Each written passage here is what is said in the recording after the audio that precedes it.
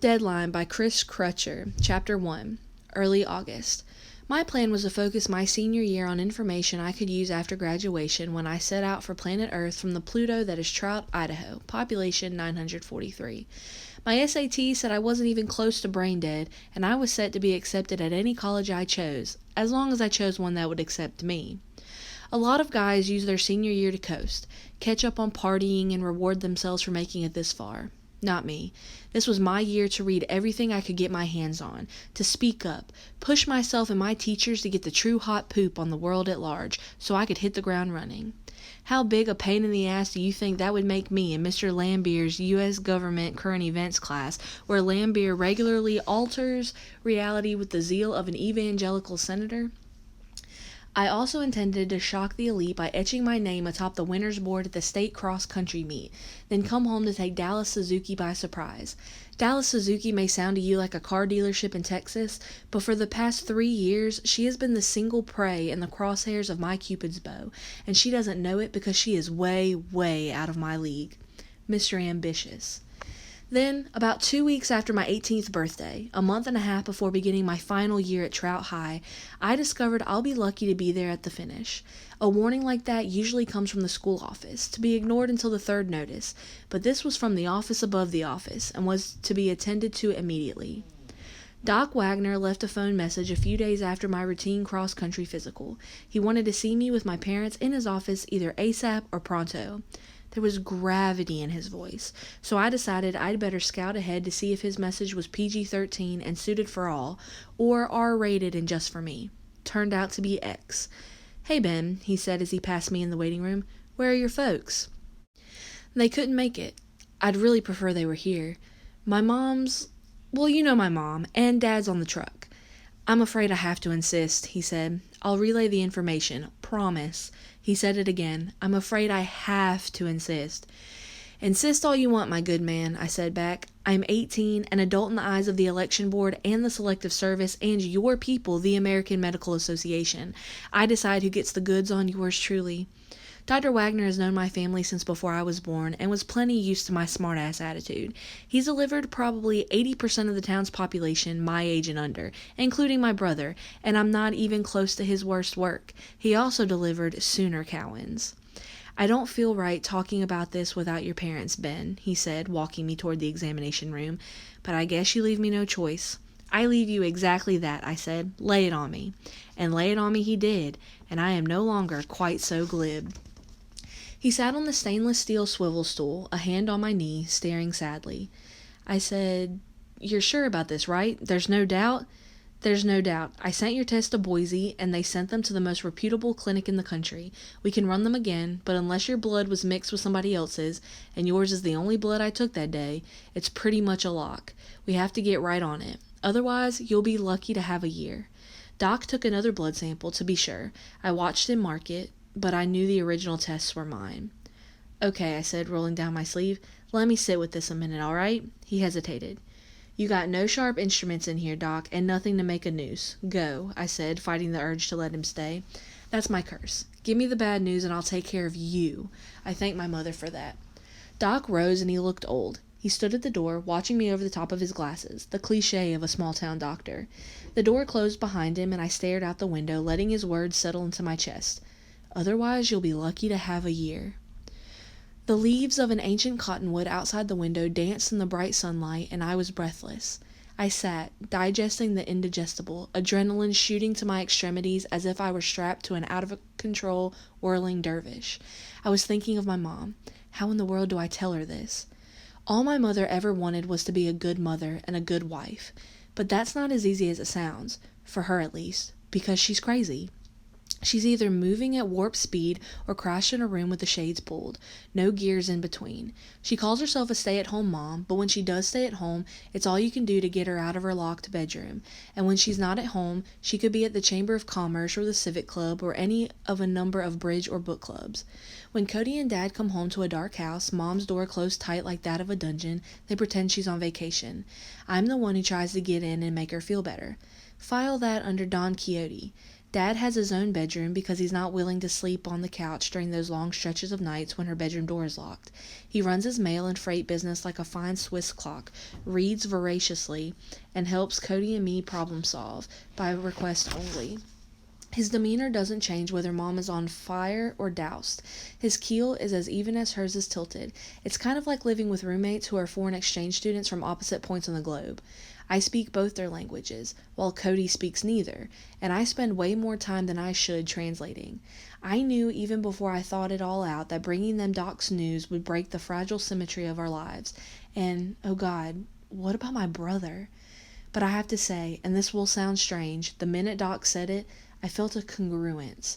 I've never pictured myself over 20, never really thought I would be. I've had this dream since grade school. This kid is in a hospital bed surrounded by doctors, nurses, and parents. Tubes protrude from his nose, and he is seriously puny, and the only dialogue is, "It isn't working, it isn't working." I can't see that the kid's face is mine, but one of the people standing around the bed is my brother, Cody, and tears stream down his face. It's as if the universe slipped a long time ago and revealed to me my destiny. So Doc left me to sit there, and I betrayed him, but only a little bit. I left a note saying, "I'll be back, don't worry, won't do anything stupid." Then I drove home, put on my running gear, and headed out. I snagged my iPod because I had challenged myself to run through more than 3,500 songs before the summer was out, so I could show up for cross country in primo condition, and I didn't want to get caught running without polishing off some tunes. I was 5 miles into it, standing on a high bluff in the shimmering heat, when I heard in my phones, "If life is like a candle bright, then death must be the wind. You can close your window tight, and it still comes blowing in. So I will climb the highest hill, and I'll watch the rising sun, and pray that I won't feel the chill till I'm too old to die young." I didn't remember downloading it, and didn't know who was singing, and technically it wasn't a perfect fit. But that old dream and this song merged to tell me the breeze whispering against my soft cotton shirt was death. I walked back through the entrance to the county hospital, dripping in sweat, and asked Myrna Whitney at the reception desk for Doc. "Doc's been looking all over for you, Ben. Where in the world did you go? And look at you," she crinkled her nose. Back in the examination room, Doc unloaded when I told him we weren't going to do anything about this. "That's the craziest thing I've ever heard. What in hell is wrong with you, Ben Wolf? You don't hear information like this and just give up? Now get on your phone and call your dad. I know this might be too much for your mother, but your dad is the most level-headed man I know. And I want to keep him that way, Doc. Look, I know this doesn't make sense, but doesn't make sense isn't the expression for it. It's stupid, and it's dangerous. But I've known this, maybe forever. I was never meant to grow old, Doc. I can't explain it." "Well, when you can, explain it to someone who believes in voodoo. Don't explain it to me because I'm not listening. Now get on that phone with your dad. I'm 18, Doc. This is my call. I don't expect you to understand, but you have no choice but to go along. This shit is confidential." Doc stormed into the hall, then back into the room before the door could close. "Ben, you might be 18, but you're a boy. If you stick with this ridiculous decision long, it will be too late to change your mind." "I don't think I'm going to change my mind." This time, he stormed out for good. Mid-August. Get in. Doc opened the door to his 20-year-old Chevy station wagon in front of my house. He'd called the night before and told me to be ready at 5:30 a.m. Didn't say for what. "What do I tell my dad?" I asked. "Whatever you want." "Where are we going?" I asked now. "Denver." "Colorado? Do you know another Denver?" He was quiet on the drive to the airport and through check-in and security, but on the plane he said, "Ben, I can't shoulder this alone. I'll go along with your decision, even though I wouldn't think twice about breaking confidentiality. I'm not afraid of the legal team you might throw together." He rolled his eyes to let me know what a joke that was. "But you know your family situation, I guess, and this is serious stuff." I said, "Thanks, really." "Yeah, thanks," he said, "but no thanks. I'm taking you to someone who can put this to you in the clearest terms. Like I said, I can't shoulder this alone." The cab ride from the airport to the clinic just outside Denver was a blur, as was most of my time inside. We met with a young Indian doctor, like Indian, named Dr. Bakshan. In just a little bit of an accent, she laid it out for me. That part was just as much a blur as had been the cab ride. I heard aggressive, resilient, as applied to the disease, not me, urgent, and we haven't had much luck so far. I walked away understanding I have a rare form of whatever the hell it is, and without treatment my chances sucked. But with it, they still sucked, and somehow I knew my chances aren't about living, they're about living well. I wouldn't recommend this for anyone else, but I'm not going out bald and puking. I don't have anything to teach anyone about life, and I'm not brave, but I'd rather be a flash than a slowly cooling ember. So I'll eat healthy food, gobble supplements, sleep good, and take what the universe gives me. And I'm turning out for football. Chapter 2. Coach Banks stands near the center of the gym in his gold t-shirt, which is really yellow, and purple shorts behind 2 boxes of new shoulder pads, whistle dangling from his neck on a purple and gold lanyard, clipboard in one hand, purple and gold cougar pen in the other, checking off names as each veteran player selects his armor. Todd Langford, the assistant coach, passes out knee and thigh pads and helmets. Freshmen and other first-year players sit in the bleachers, patiently waiting for the gear to be picked over, predicting individual heroics unlikely to be fulfilled. I slip into the bleachers while Cody checks in with Coach. A few vets look at me in surprise and wave, surely wondering why a senior, who probably weighs 5 more pounds than his pads, is turning out for football for the first time. Cody points me out to Coach, who removes his purple cougar baseball cap, peers into the bleachers, shakes his head, and waves. I wave back. It feels strange to pick up my gear with the frosh, but I'm enough smaller than most of them that we don't reach for the same set of shoulder pads at the same time. In fact, there have been so few guys my size turning out for Cougar football in the past 10 years that my ancient pads are barely used. I tuck them and my practice uniform into my gear bag and take a seat beside my brother. The Wolf brothers are both seniors, though I'm 11 and a half months older. Mom and Dad held me back a year, hoping I'd grow enough to look less like a Wizard of Oz extra by the time I started kindergarten, but to no avail, so I'm old for our class and Cody's young. Except that I'm approximately 3/4 his size, we could be twins. Same general body design, plus or minus some muscles, same features, same hair and eyes. When he took over at quarterback in mid-season last year and averaged 5 touchdowns running or throwing in the final 5 games, they started calling him Big Wolf. Guess who that made me? Coach paces in front of the bleachers. I've been giving the same speech more than 15 years, so you vets feel free to sing along. Rooks, best pretend you're hearing the audio version of the Bible for the first time, read by the protagonist. A murmur runs through the crowd and Coach says, I guess that would require a big yes sir. In unison we roar, yes sir. Coach smiles and takes off the cap again. Almost makes me wish I'd been in the military, he says. That's the last time I want to hear anyone calling me sir. Got that? The freshmen and new guys, myself excluded, thanks to Cody, repeat yes sir while the veterans laugh. Gentlemen, he says, football is a game. Many of the good citizens of Trout will tell you it's much more than that, but it's not a microcosm of life. It's not a religious or patriotic experience. It's a game. It's a hell of a good one, though, and if you hang in there, you'll get to play. You'll ride the bench until I think you can help us, but you won't get cut, and the more effort you put in, and the more carefully you listen and put into practice what you hear, the better are your chances of extended playing time. Understood? There were fewer yes sirs this time, more grunts of agreement. When Sooner Cowens heard sir, he sneered, like he couldn't believe the dumb shits he was going to be playing with. By now you've all signed off on the school's athletic code. It demands no drinking, no drugs, and no smoking for all in-season athletes. It also requires that you report those behaviors on other in-season athletes should you gain first-hand knowledge of their participation in them. You're also aware of our school's general zero-tolerance policy on drugs, alcohol, and violence. He scans the bleachers. We nod and grunt. Sooner's glare sweeps the bleachers, practically daring anyone to lay zero-tolerance anything on him. You can give me yes, Coach says. It's the sir I don't like. So we yell yes. Well, I'm not a detective, and I don't demand you rat out your buddies. It sets you up to be liars and me to be lied to, and I have no time for that. I pay attention to performance. If you're drinking, it will affect your performance. If you're using drugs, it will affect your performance. If you're causing violence in school, you'll get suspended or expelled, and you'll be gone, and there won't be any performance. I will not throw you off this team for your actions off the football field. I will, however, adjust your playing time in accordance with your actions on the football field. On the field, I expect you to give it your all the time. You owe that to your teammates and to yourselves, and to Coach Langford and me. Learn your plays. Hit hard and hit clean. If I have an inkling that you're hitting to injure in practice or in a game, I will jerk you off the field so fast your pads will remain at the point of infraction, and though I said football is not a religious experience, we will have a come to Jesus meeting in which I will play Jesus. We do not go after heads, we do not go after knees. This is a tough, high-risk sport, and we will not add to that risk. Is that clear? Yes. Beyond that, we hit to rattle skeletons. Coach tosses his hat toward the nearly empty boxes of pads and removes his whistle. He sighs. 14 years ago, a boy named Ron Ingalls tried to hang himself in the athletic equipment room. Ron wasn't much of an executioner, and I don't think he was all that serious because he knew I was coming and he left the light on and turned the radio up. When I got him down, he said he did it because of the way the jocks treated him, and he named them. Every athlete he named played ball for me. It wasn't all jocks, guys. It was football players. Ron Ingalls was alone, not a part of anything. I teach English here, but in fact, I'm a scientist. What I know about science is that everything from the smallest atom to the universe itself works because of its parts. This team is a single entity.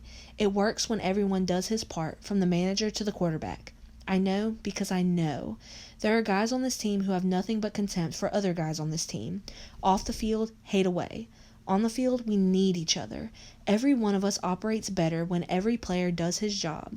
And understand this, if not for fans, you guys would be out on a dusty vacant lot with pieces of your mother's old torn-up pillowcases tucked into your belts, playing flag football when there's nothing good on TV. The fans are part of this entity too. He leans forward. This is where Ron Ingalls comes in. Every kid who walks the halls of Trout High is a member of this team. Do not be giving any members of the team a hard time, because I consider that to be detrimental to our mission, and I will bench you so hard you'll be picking wood slivers out of your colon. Are there any questions? There are none. Okay, he says, let's head for the cafeteria and get this first day of practice under our belts.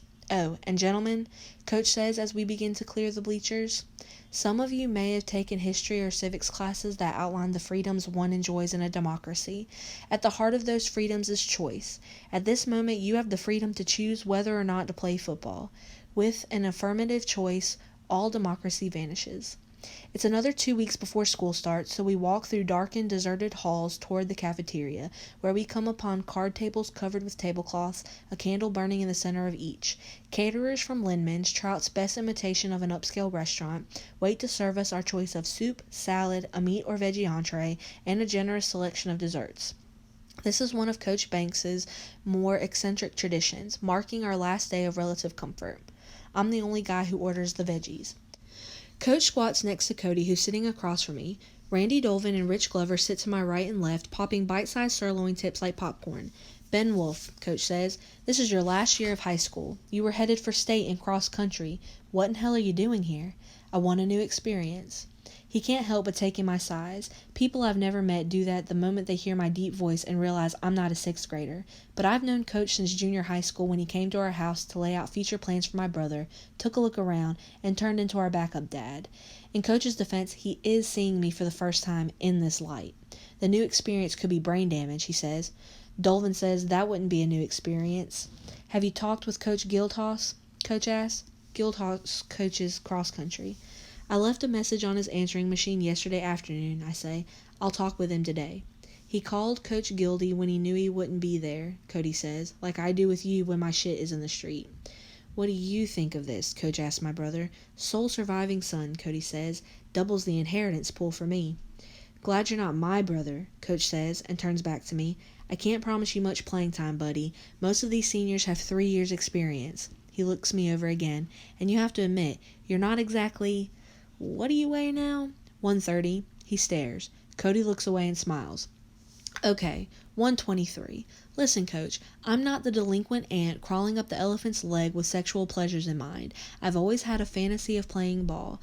I could turn out to be a weapon on special teams or something. Coach palms the back of his neck. Well, I've never turned a kid away, and I'm not going to start now, as long as you know what you're getting into. He stands. You get this squared away with Coach Gildhouse today. If Coach knew what I was already into, he wouldn't give this a second thought. Football's tough, but it doesn't usually kill you. He's right about my being a cross-country stud, which is a bit of a miracle itself, given my revolutions per minute are double those skinny, long-legged dudes I run against. but I'm a guy who does what it takes, and if I can do what it takes in cross country at this height, I can do what it takes in football at this weight. Sure, there are guys out there twice my size, just like there are guys in cross country with twice my inseam, but the only reason I never turned out before was fear of permanent damage, and permanent won't last as long now. And shoot, even Jim Brown couldn't have taken a straight shot from a 123-pound bowling ball if it was rolling fast enough. Sports is about concentration and confidence. There were about 5 million high school round ballers who could run faster, jump higher, dribble behind their backs and between their legs better than Larry Bird, but not one of them could hang on the court with him for the time it takes a bull rider to get points, even now, and he's been retired forever. It's in the mind. Plus, I'm blessed with one thing no one on our team or any other team has. I'm blessed with nothing to lose. Chapter 3, Late August. You're going through with it, Marla Dawson says, eyeing the cleats protruding through the open zipper of my workout bag. I drop the bag next to the chair across from her desk and sit. I'm like a genuine gridiron hero. She smiles. Only smaller. Only smaller.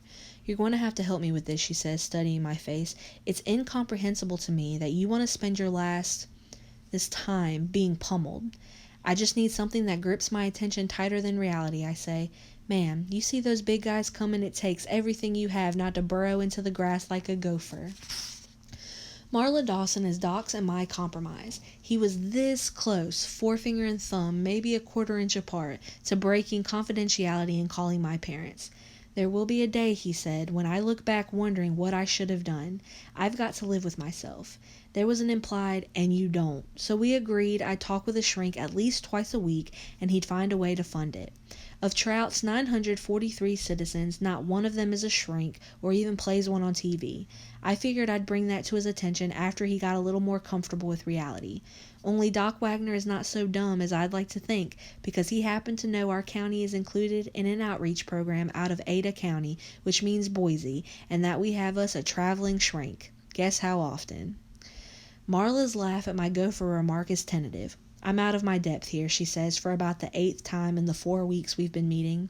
I've worked with suicidal kids and kids who have lost parents and siblings, and even one kid who is terminal, but I've never worked with someone who doesn't care he's dying. So you'll want me on your resume? I'll sign anything. I want you on someone else's resume, she says. You make me crazy. I want that on my resume. Driving a therapist crazy is like scaring a NASCAR driver with a Kia. Marla can't be more than 10 years older than I am. She's been a psychiatric social worker maybe 3 years total. You don't draw Trout, Idaho duty if you're Sigmund Freud. You can write your doctoral thesis on me when I'm gone. She's wrong, of course. Just because it feels congruent in some unexplainable way doesn't mean I don't care or that I'm not scared. I've begun jerking awake in the middle of the night, sweating in the wake of unremembered dreams, getting up to touch my stuff, running shoes and CDs, my leather jacket, my beaded Indian belt, sitting on the end of my bed in the dark, trying to wrap my imagination around the fact that in a relatively short time I will simply be gone. But with my fear comes intense curiosity. It's hard to imagine what isn't. I rethink and rethink and rethink and rethink my decision not to tell my brother and my parents, not because I've begun to believe I could tolerate how they would treat me after hearing the news, but because I worry about how betrayed they might feel that I didn't let them prepare. The thing that bothers me more than my dad's bewilderment and whatever effect this shit will have on Mom is my brother's rage. When I go down for the count and Cody finds out how long I knew, he will be one pissed quarterback. So how are you otherwise, Marla says, bringing me back into her office with a swoosh. And don't say, I'm dying, again. That was barely funny once. The more I tell Marla Dawson how I am, the more she doesn't get it. But I have to admit, it feels good to say it somewhere I know it won't get out. This isn't a story about some pathetic kid who goes terminal and freaks out before learning to live with the certainty of death and squares up all accounts on his deathbed, only to have his brother make $1 million later selling the story to Lifetime. I may be only 18, but I've been around long enough to know that some accounts don't get squared. This is a story about a kid who always knew at some core level he was moving on early, and even through the initial terror and disbelief, is going to figure out, come hell or high water, I vote high water, a way to consolidate a life into a year. Before Doc told me, I thought I had time to play, but now this year is my life. I have maybe 12 months to fall in love, marry, make smart investments, grow old, and die. But it's relative, right? There are insects that pack it all into a day. I was going to do maintenance work on my GPA while reading every book I could get my hands on that would teach me about real life. Run my heart out in cross country. Make a few extra bucks from the Hall brothers washing and waxing cars in their showroom at Trout Auto when they needed it. And see if I could muster the guts to spend some of that money on Dallas Suzuki, who's tall enough to slow dance with her chin on my head, and my head in a sweet softer place. To do just that. I've traded in the running for football, increased my reading time exponentially, and, well, Dallas Suzuki, brace yourself. According to the laws of probability, as outlined in Bill Bryson's A Short History of Nearly Everything, which, if you want to know what the universe is really about, you will read. I won the lottery to the power of about 300 just being here. You too. Even if you start counting possibilities after the Earth got formed, which the odds were way against, one botched life of a direct ancestor, going all the way back past salamanders, and your number doesn't pop up. Also, according to Bryson, if you packed the entire history of the Earth into one day, life in its most basic form would start around 4 in the morning. You'd get maybe 20 minutes of dinosaurs around 10:30 at night, and humans would take up about the last minute and 17 seconds. So if you look at the difference between your life expectancy and mine, which relative to those numbers is so infinitesimal it could be represented by Sooner Cowan's chemistry grade, and you figure how much of your life you're going to waste because you don't know when it ends, and how much of mine I'm going to fill up because I do, we got dealt about the same hand, which, if you think about it, isn't exactly an ace-high straight flush. I'm good, I tell Marla in answer to her question.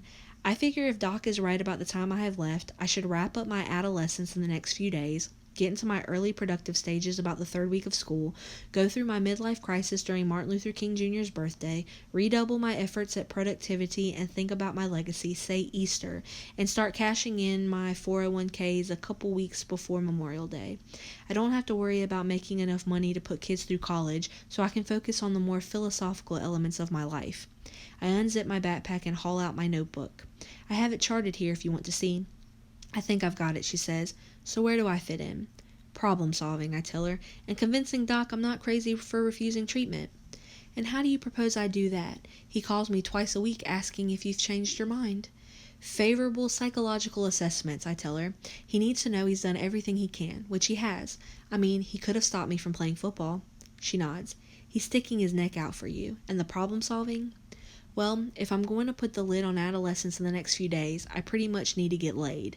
Marla blanches. Not with you, I say. Dallas Suzuki. What's a Dallas Suzuki? Only the focus of my lust and my undying love. In that order? You should see her. I have to say it offends my feminine sensibilities to help fuel the rocket of your sexual intentions, young man. But you need to remember that as your rapidly expiring client, I set the agenda. And besides, if you knew Dallas Suzuki, you'd worry about protecting me. How do we go about this? Methinks we need to make me more viral, I say. Marla looks me over with the identical expression Coach Banks flashed when I told him why I was turning out for football. Use your imagination, I tell her. I'll try. We might not have the horses in any given year to take it all the way, Coach says between ear-splitting whistles in the middle of infinite wind sprints, but ours will never tire down the stretch. That's horse racing talk for the 4th quarter. Coach bases our capacity for pain on what he calls the principle of cardiobulimia. Simply put, that means we stop running when the 3rd guy chucks up. It's a good skill to perfect if you happen to be a frosh or sophomore struggling to get into the good graces of the starters. In fact, we select a player of the day in the locker room after the 2nd practice each day, and that award always goes to puker number 3, who also gets divine dispensation from the wetted end of Sooner Cowan's towel. This football team is in killer shape, and if we run into teams with more talent, that's what will pull us through. You were hitting out there today. Cody throws his gear into the back of my 1941 Chevy pickup. I began coveting this vehicle when I saw it in Coach's backyard 3 years ago. I couldn't believe it still ran. Kissed my first girl in this sweet ride, he told me then. If you promise to do the same, I'll give you a good price. I said, how about if I promised to kiss my next girl in it? And he said that was good enough. It's trout lore that the girl Coach kissed died in an awful car accident when they were seniors, and he kind of spun out. He went to college to become an English teacher, taught in a few small towns in eastern Washington, then came home to bring closure to his interrupted life. I wonder if that closure ever came. He's been here 20 years, lives alone. I treat his pickup like a place of worship. Never underestimate the power of a midget on a mission, I tell Cody. He hops into the passenger seat, snaps the seatbelt low and tight across his lap, and smiles once again at the makeshift sign posted on the dash in front of him. Should the cabin lose pressure, an oxygen mask will appear from above. Be sure to help the driver with his mask before securing your own. Just don't get your brain crushed, he says. I need you. The creator of the universe must have a sense of humor, giving the 3/4 size wolf kid perfect vision for diagnosing defenses, and the Greek godlike wolf kid a brain that scrambles them on sight. Last year, when he took over at QB, Cody and I stayed up late with the scouting tapes on the eve of every game. I'd teach him to read each situation and point out how one or two of the opposing players telegraph their defense. Every team has someone to key on, and I'm a genius at detecting them. This way, Cody doesn't have to see the big picture. He says the college of his choice will have to cough up 2 scholarships, one for his body and one for my brain. I start the pickup. To crush my brain, they'd have to find it, I tell him. It's my spine that Sooner's shooting for. You do dreams? I'm in Marla's office after practice the next day. School starts tomorrow. I took a class or two, she says. I wouldn't exactly call myself Carl Jung. Why, are you having dreams? I take a deep breath. You gotta promise not to tell. Who's Carl Jung? The dream guru, she says, and I'm a therapist. I can't tell. If I could, you'd be the first one I'd tell on. Every member of your family would know what's going on, and you'd be balder than a newborn on chemo and radiation and whatever else they do to slow this thing. Ben, you're 18 years old. I can't believe you're refusing treatment. Where is the disbelief? Where is the anger? Where's the magical thinking, the release? I read that same book, I say. I went directly to release. Those other phases end up in the same place, and I'm short on time. And I'll tell you something else. You'd keep yourself in work right up to retirement if you told my mother. But Ben, listen to me. No, you listen to me. Do whatever you have to do to make it so I don't have to take care of you while I die. All my life, I've been the kid who cuts his finger off and won't come in the house because he doesn't want to bleed on the carpet. And if I'm going to do this year right, I gotta have somebody who thinks blood on the rug is decor. She sighs big and looks off to the side. You'll have to do better than that, I tell her. Let me see if I can make it easier. I am scared, but not exactly like I'm supposed to be. When Doc said I was dying, it was like, I don't know, right. I can't explain that, but it's just true. So yeah, I'm scared. Big time. But in the same way I knew it was right, I know something's next. I don't know what, but something. Did you know energy never dies? You can't kill it. And besides, I'm a 123-pound kamikaze on special teams. I'll get killed doing that way before some disease gets me. She laughs. Tears rim her eyes, but she laughs. I say, good. Now, do you do dreams? Marla rolls her eyes. Why not? You'll want these in your thesis. And they are conversations with Jesus, which I recall word for word when I wake up. Spelled Heysos. You're aware that Jesus in Spanish is spelled Jesus. I am aware of that, but I'm pretty sure he spells it this way. I mean, he didn't say that, but in the dream I know it. Marla flips open an imaginary notebook and touches the tip of an imaginary pencil to her tongue. And how long have you been hearing these voices? She really is going to be good at this someday. Paranoid schizophrenia, I say, a diagnosis you can live with. She folds her hands on the desk. So real conversations with Jesus, spelled Heysos? Yeah, well, real in the dream. Does Jesus tell you you're out of your mind playing football? As a matter of fact, he does. What does Jesus look like? Like he should be pronouncing his name the other way. Sandals, bathrobe, got that hippie thing going. Dark, could be Mid-Eastern or Latino. Definitely a guy who gets harassed by Homeland Security. Are you messing with me? I do, I say, but I'm not. So what do you and Jesus talk about? This is the part you're going to think is crazy. You're way late for that. We talk about what to do with my life. She nods. And does Jesus say what that might be? This isn't your run-of-the-mill savior, I say. He plays his cards close to the robe, makes me come to my own conclusions. Marla shakes her head and sighs. Well, I guess I should welcome the help.